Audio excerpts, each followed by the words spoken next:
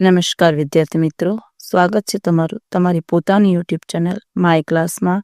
આજે આપણે ભણીશું ધોરણ 7 વિષય અર્ચિત ગણિત પોથીમાં આલેખ નંબર 9, સ્વાધ્યાય 3માં આલેખ નંબર 9, જે આ દાખલો બીજો તમારે પ્રયત્ન કરવાનો છે અને પાઠ્યપુસ્તક પાના નંબર 56 ઉપર આપેલો છે. ચાલો વિદ્યાર્થી મિત્રો જુઓ.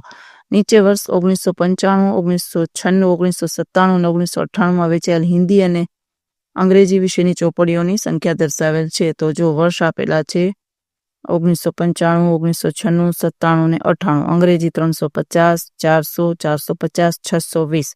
હિન્દી 500, 525, 600 અને 650. ચાલો પ્રશ્નોના જવાબ લખીએ. દ્વિલંબ આલેખ દોરીને પેલું છે, કયા વર્ષમાં બંને ભાષાના પુસ્તકોના વેચાણ વચ્ચેનો તફાવત સૌથી ઓછો હતો?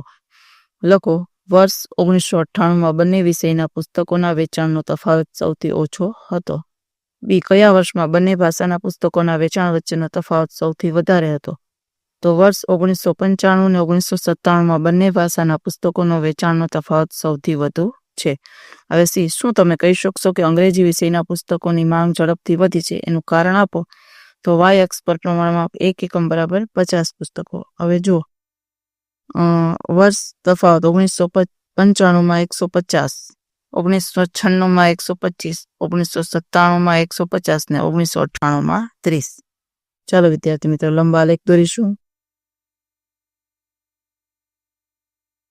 જો વિદ્યાર્થી મિત્રો તમે જોઈ શકો છો, પ્રમાણમાં આપેલું છે.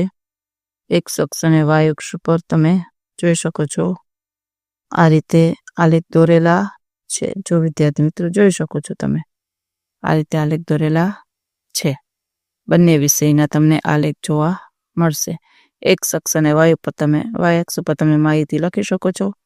એક્સ અક્ષ ઉપર વર્ષ લખો અને વાય અક્ષ ઉપર સંખ્યા, ચોપડીની વેચાણની સંખ્યા, પુસ્તકો કેટલા એ તમારે લખવાના છે.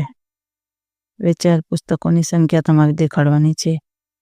ચાલો વિદ્યાર્થી મિત્રો, આજના વિડીયો લેક્ચરમાં આટલું જ છે. તમને વિડીયો ગમે તો લાઈક કરશો, તમારા મિત્રો સાથે શેર કરશો અને મારી ચેનલને સબસ્ક્રાઈબ પણ કરશો. આવજો.